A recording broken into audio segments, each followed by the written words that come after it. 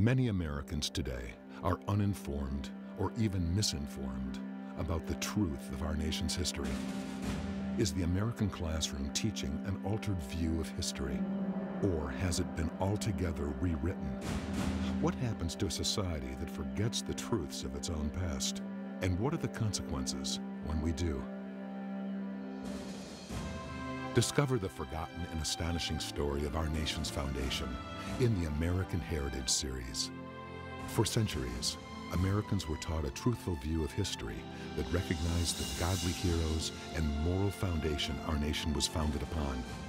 But in recent years, a new version of history has assaulted the moral and spiritual fiber of our nation, leaving the truth of our past eliminated and forgotten until today.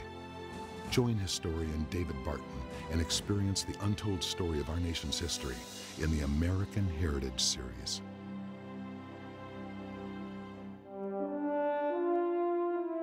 Great historians understand that how we view our history determines the decisions we make in the present and ultimately decides the course of our future. But what happens when we forget the truths of our history? And what are the consequences when we do? Rediscover the astonishing story of our nation's godly history in the American Heritage series. America, this is your heritage. A nation which does not remember what it was yesterday does not know what it is today, nor what it is trying to do. We are trying to do a futile thing if we don't know where we have come from or what we have been about. This is true with America today. We have forgotten where we've come from and what we've been about. And this is especially true when it comes to the role of the church, of ministers and Christians in the civil arena. Strident voices both inside and outside the Christian community assert that Christians never have been involved in the civil arena and shouldn't be now. Many Christians have even embraced this constricting mentality, and they've adopted a compartmentalized view that allows them to express faith and values in church, but segregates those same faith and values from the civil arena. Yet the teachings of the Bible reject this compartmentalized approach to life, and our history proves that for generations, Christians embrace the proper viewpoint. Today, we have an opportunity few others in our history have had, an opportunity to dramatically improve our culture and to be salt and light in a number of strategic areas in the public square. Yet the church will miss this opportunity, and we will fail future generations unless we change our thinking and our actions. To do this, we must first understand the true historical and biblical role of Christians in the civil arena.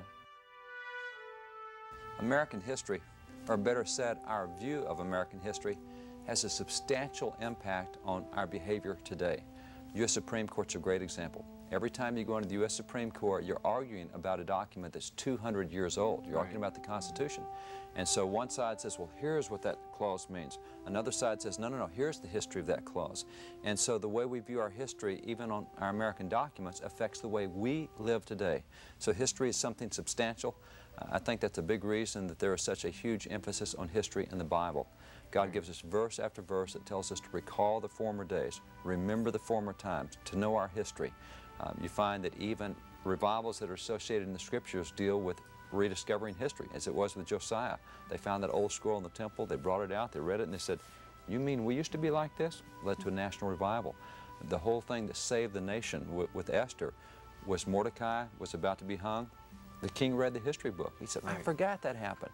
And it turned the gallows of Haman from Mordecai to actually hanging Haman. Right. So history's a huge thing as far as current modern behavior. It's based on who we were as a people. An excellent indication of how much Americans have forgotten their own history occurs around the 4th of July. If you ask most citizens on that day why we separated from Great Britain, the overwhelming response will be taxation without representation. That answer's okay as far as it goes. Taxation without representation was one of the grievances listed in the Declaration, but it was only one of 27 reasons given. Actually, taxation without representation was one of the lesser reasons listed alongside Great Britain's suppression of immigration and her interference with our foreign trade. Listed in the Declaration 11 times more often than taxation without representation was the abuse of representative powers.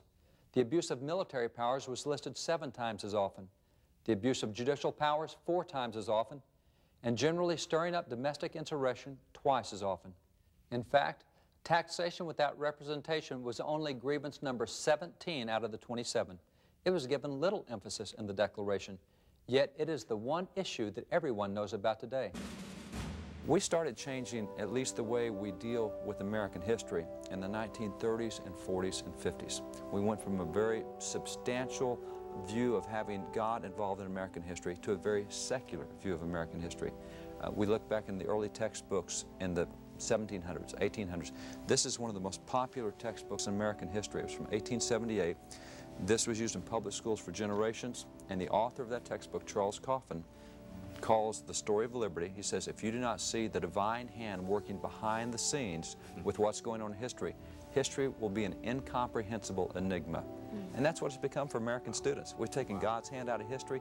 No longer does anything have meaning. It's just a series of dates and places and events. There's not a purpose to history. It's an incomprehensible enigma. Very few really like history today as it's taught. But we used to teach history in a very different way.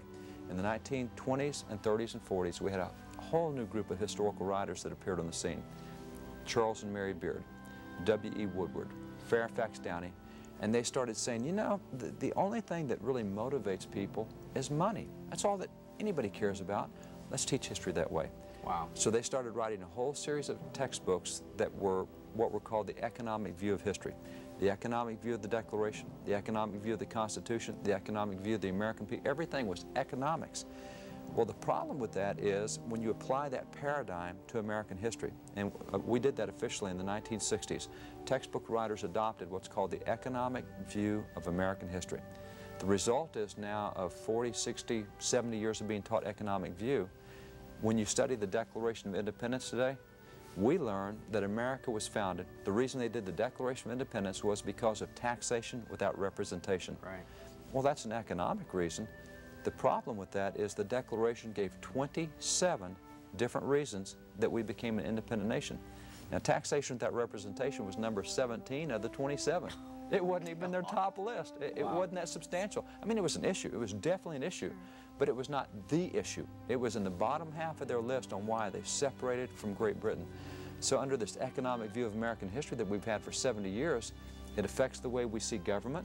It affects what we think government should be about, what government's supposed to be about jobs and stopping the outsourcing and economics. And no, any given session of Congress, Congress deals with between 10 and 13,000 bills a session. Hundreds and hundreds and hundreds of those bills have nothing to do with economics, but we'll never hear that on the news. Wow. And that's the problem we have with American history. We've taught that history deals only with economics. It's all government's about. And it's all we see anymore.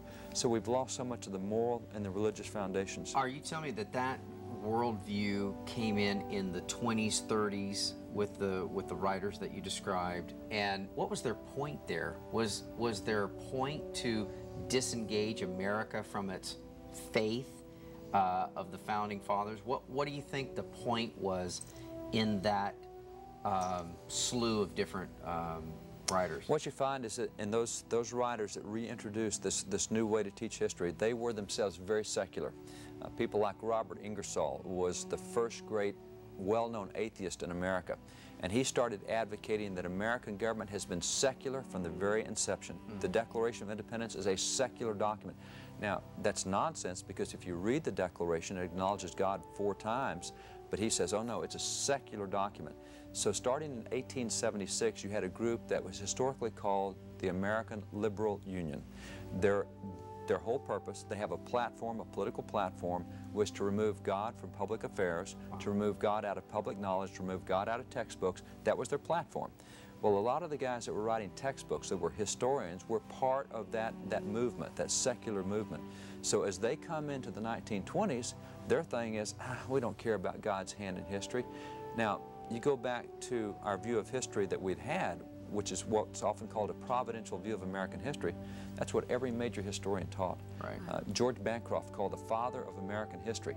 I mean, he taught that God's providence in history is as important in history as the events that happen. Where was God trying to take history? Wow. Daniel Webster has a great quote. He says, history is God's providence in human affairs. I mean, that's his definition of history. So we did not flinch from talking about the fact that when we signed the Declaration of Independence, a lot of the signers signed the Declaration because they said they were pursuing religious liberty.